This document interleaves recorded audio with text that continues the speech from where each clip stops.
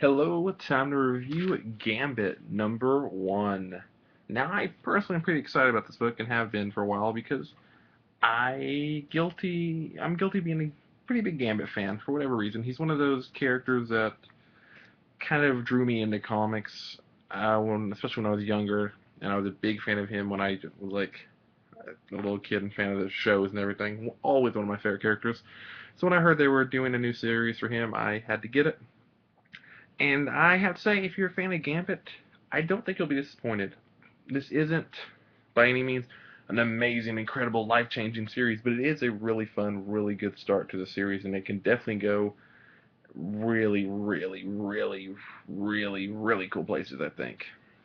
So this first issue, it starts off with him kind of explaining his place, where he is now, which is, he's trying to get back to his basics because he's been hurt, he's been beaten, he's been all over the place. He's changed. His character's changed a lot, and it's him just trying to get back to who he is. So of course he does that by trying to go after a rich man and steal some cool stuff out of his hidden safe, which of course is just Gambit all the way.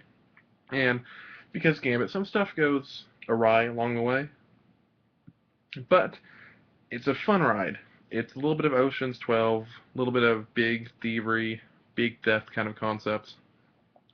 And I think how it's done is pretty clever. I know I've heard some people complain about small things in this book, like how he gets the fingerprints and the voice recognition and the glasses. In my mind, it's Gambit, and he says he's been trained, or not trained, he says he's been in the loop and kept up with some of his thieving friends. So, and they've told him some hints, so I'm just thinking he was prepared from the beginning. So that's my defense for that, because I've heard some specific attacks on that part of the book. Uh, I really enjoyed it. I would, like I said, if you're a Gambit fan, highly recommend it. If you're a fan of uh, 90s X-Men, I would recommend it just because it's got Gambit in it, essentially. But overall, really cool ride, and I am going to give it an 7.5 out of 10.